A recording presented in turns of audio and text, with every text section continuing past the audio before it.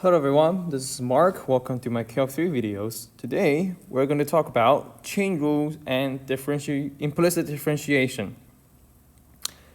To start with, I want to talk about some variables. Seems boring, but quite important. So for t as a function of x, y, z, and x, y, z as a function of t of s, write a tree diagram that for all possible partial derivatives. So what I mean by that is I want you to remember this whenever you compute a partial derivative, implicit chain rule problem. So we have a t at the top. I think you would agree with that. Since t is a function of x, y, z, we have, so it's going at the bottom. And then for x, y, z, they're also a function of t of s, and then t of s. So we're going to connect these in such a manner, right? So t can go to x, y, z, and x, y, z can go to their own t and s.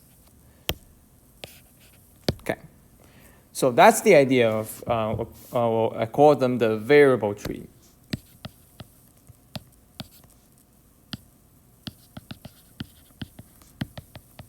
Okay.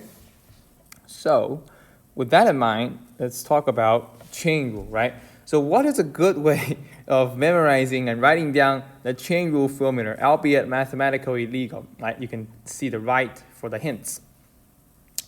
So I think if you understand what I mean, right? The idea is using division, right? Multiplying and dividing, right? It's using the idea of fraction essentially, right?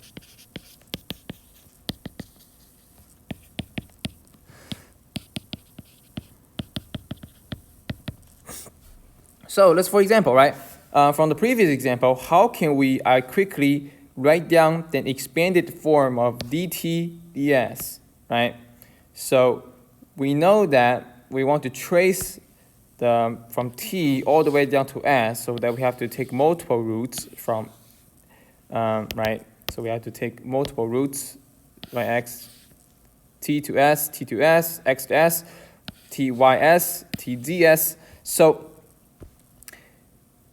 because we have dt ds, right? Let's use the idea of a fraction, right? So can we multiply and dividing this fraction at the same time with dx, right? So dt, right? I can rewrite this same thing as d, or I can call them partial t, right? Partial x, and then dx, dt, ds, right? It's the same thing as dt ds, but we're just multiplying and dividing partial derivatives of x to get at the same time. So there you have that, and then we can do the same thing for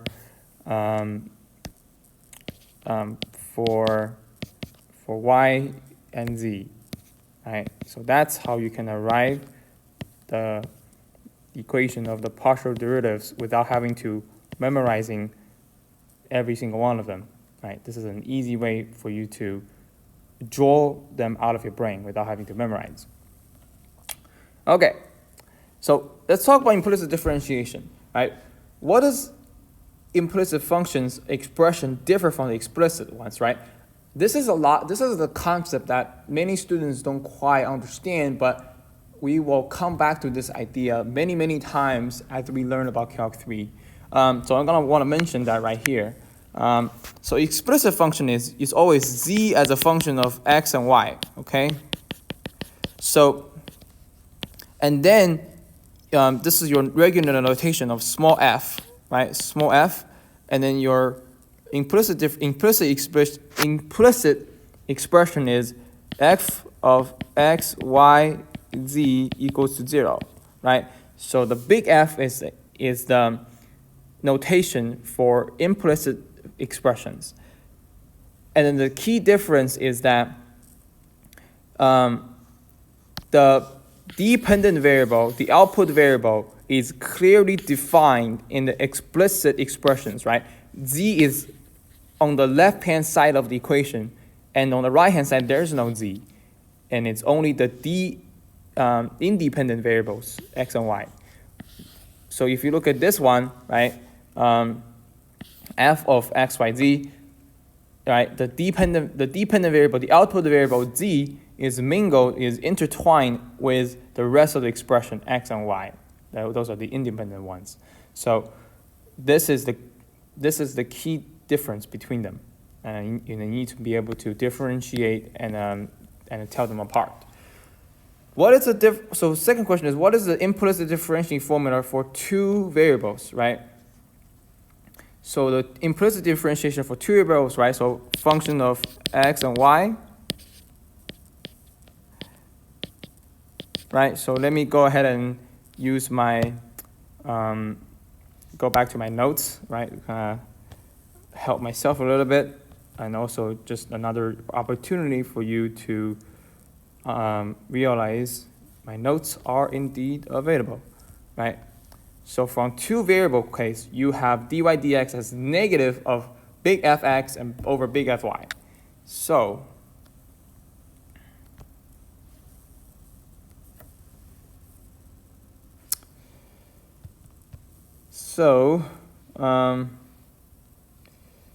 you will have equal to negative fx fy, right?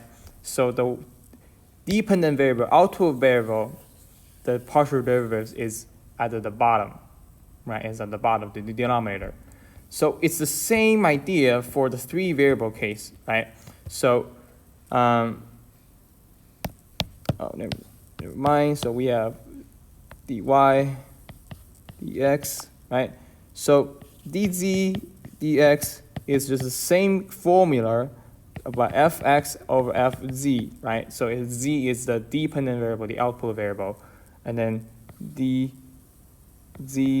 dy equals to negative of fy and fz. So, and you can see the proof right here in my notes, but I'm not gonna worry about that too much. In this section, in this video, you can go ahead and refer them. So I hope this gives you an idea of what these basic concepts are, and then let's go ahead and solve for some concrete problems. All right, let's go ahead and get started. Here you go. Here's the problem that we're looking at today. So we have let the function and be set as such, and suppose that x equals to this, y equals to that, and z equals to this, and compute the partial derivative of f with respect to x minus 2 times partial derivative of x with respect to t, where s equals 0 and t equals minus 1.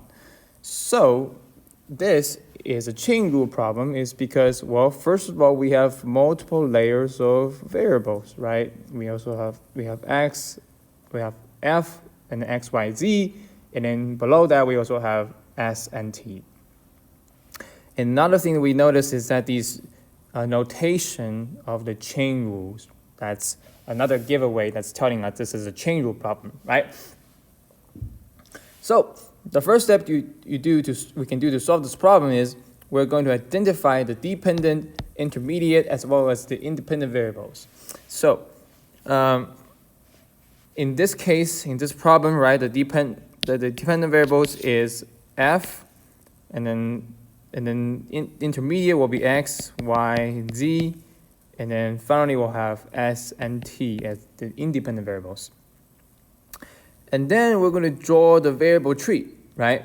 So the variable tree will look like this, right? So this is kind of is pretty much a standard to what these questions will look like. So we just happens to this example tree that I drew just happens to fit our problem. So that's step 2, right? And then step 3, we're going to trace from the top to the independent variables and then write down the equations. So let's start with df ds. So df or partial f, partial s, right? So we're going to have partial f, partial x, right? So we're going from here to here, and then we're going to from f to y, and then f to z. So plus, or you know what, let me go just, so we're going to start with partial f, partial x, and then we're going to partial x, partial s right here, right? So we're going to times dx es, right? That's the one way to go about it. And then f and then y to s, right? So plus partial f, partial y, plus times partial y, or dy ds. And it's the same thing for z component. I'm not gonna write that again. Just copy and paste z, right? And it's the same idea, but instead of tracing down all the way down to s, now we're tracing all the way back down to t. So I'm gonna go ahead and repeat this process by copy and pasting. So we're replacing all of s with t, right? So these are the two equations that we will eventually be coming back to and evaluating. So the first three steps should be fairly quick and fairly simple.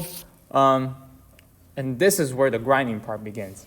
So the step 4 is we're going to find each term involved in the equation. So we just wrote down a bunch of terms.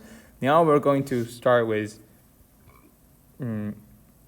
finding what they are.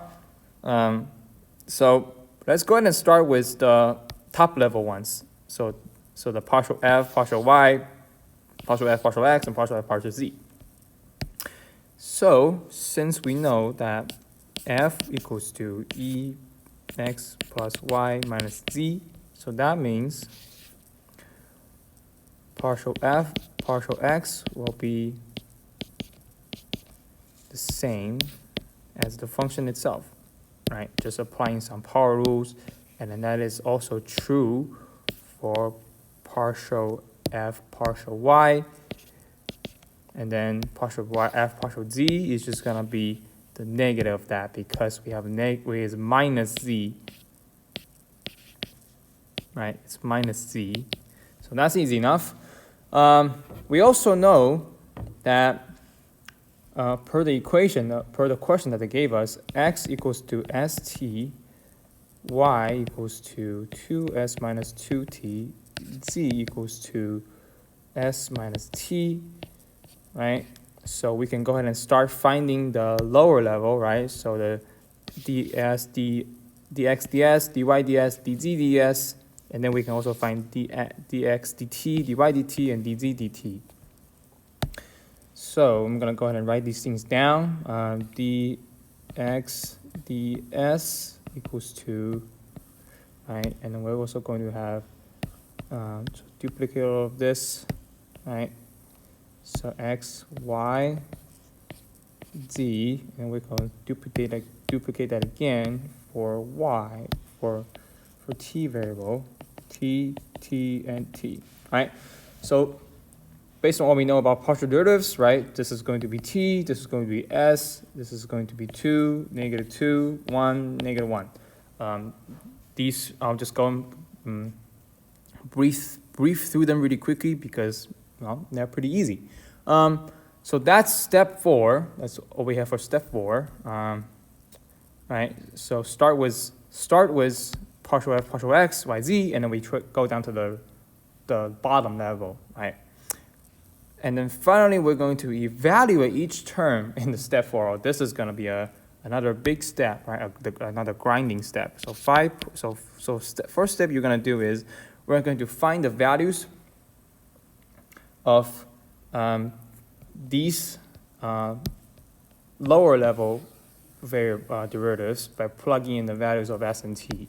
So 5.1, right? So we have these equations we just derived, so I'm going to duplicate them here, right? So for s and t equals to 0 and negative 1, that's given in the problem. These things will just be negative 1 and 0, right? So there you go. So that's pretty straightforward. Just substitute them. So step 2, 5.2 is we're going to find the values of x, y, z themselves by plugging in the values of s and t. So we know that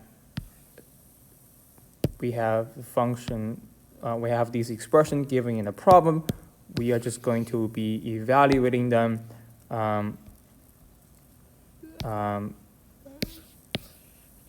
per the values of s and t, right? So for s of t, right, so these things will be 0, 2, 1. And then 5.3, right? So we're going to go back to these like higher level partial derivatives, partial f, partial y, partial z. We're going to evaluate these terms as well. Right, so same thing we're going to be doing.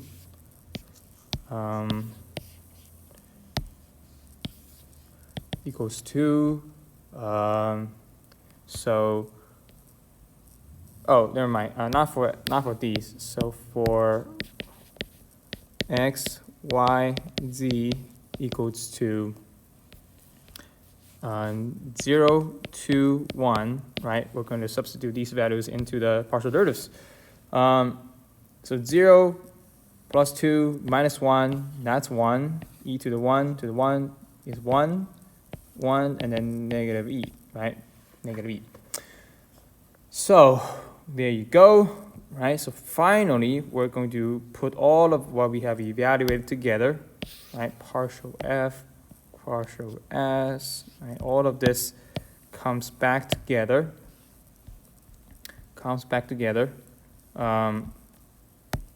Equals to e times dx. ds we have negative 1 right here. So negative 1 plus e, right? So df dy is right here. And then times 2. So it's above right here, right? dy ds. And then we're going to repeat the same thing. So that's negative e. And then times 1, this equals to 0. And then the same thing for df dt. So df dx, again, it's e times right here times 0 plus e times negative 2 right here, and then minus 1 minus e times minus 1. This will give us negative e. So the final solution, right, the question is asking for partial f, partial s minus 2 times partial f, partial t. This will give us 0 minus 2 times negative e, will give us 2e. So the correct answer for this problem is D. Right? So let's summarize really quickly, right? So the whole idea is we are going to rely on the structure, right? We're going to create a structure of these variables on the different levels, and according to their hierarchy, we can quickly write down these chain rule equations without having to hard memorize them into the brain, right? We can easily write them down whenever a chain rule problem calls for it, right? And this is a quite extensive problem, right? It's a big, long problem. We have to compute the chain rule twice and then do a final solution calculation, right? It's not just asking for the values of the chain rule. So let's take a look at the next type of problem. So let z of x and y be the function implicitly defined as a solution to this that satisfies z equals to 1 and z at 1 and 1 equals to pi over 2. Find the z of x at 1, 1. So, right, so if you look at the problem statement, right, we have implicit defined, and we also have this function that has the dependent variables mixed up in the function expression.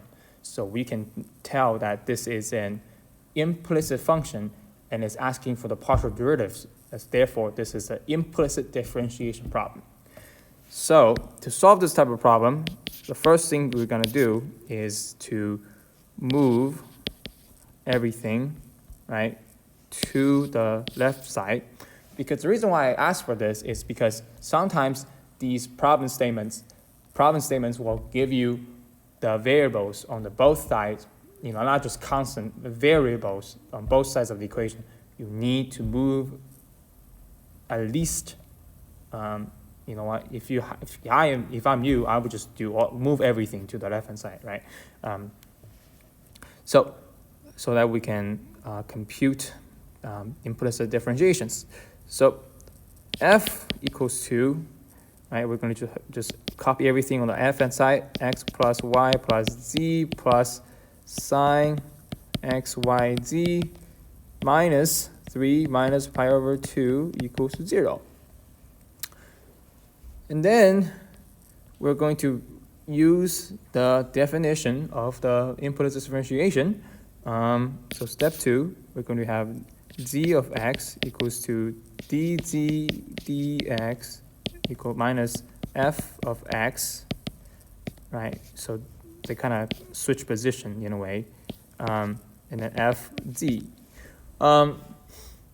So we're going to find fz and then also going to find fx. So let's start with fx, right? Fx is going to be equal to, take a partial derivative of this. It's going to be 1 plus cosine x, y, z, and then fz equals to 1 plus cosine x, y, z. Okay, not bad. And because the question is saying at z at 1, 1 equals to pi over 2, therefore x equals to 1, y equals to 1, z equals to pi over 2. So f of, and then if you evaluate them, put everything together, zx equals to minus fx fz equals to minus 1, right? Well, equal to negative 1. Well, how do I come up with this solution so quickly? You might wonder. This question is a little bit special. It's because fx and fz are exactly the same, right? So that means there is no need to evaluate them.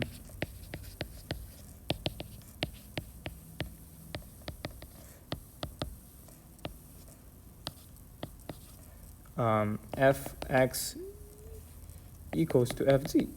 But for other problems, you probably will need to do that, but this is just a quick observation when we go through the problem, right? Sometimes there are these shortcuts along the way that you can use to save some time when you take your exams. So that is what I have for you for this 15.4 chain rule and explicit differentiation. These chain rule problems are a little bit longer than some of the average problems, easy problems, but as you can see, if you understand the process and you memorize them, you will be able to finish these questions in an orderly manner that so that you don't get confused, you don't make mistakes when you are under pressure when you're taking exam, right? And the implicit differentiation is just sort of an extension of what you have learned in Calc 1 and Calc 2. And then it's not too difficult to solve, and then it will help you a lot to find the derivatives of these implicit defined function, right? So that you don't have to always convert them back to an explicit expression. Well, actually, in fact, I would challenge you to, derive the explicit expression in a reasonable time. I mean, it's not impossible, but it's just you're gonna spend so much unnecessary time to convert them back to explicit. So implicit differentiation definitely has its own values it's a valuable tool for you to utilize on your exam. So that's all I have for today. I hope you enjoyed, I hope you learned something. I hope you can understand and master the process so that you can apply them to any type of any problems of the same type. And then finally, thanks for watching, and I'll see you in the next one.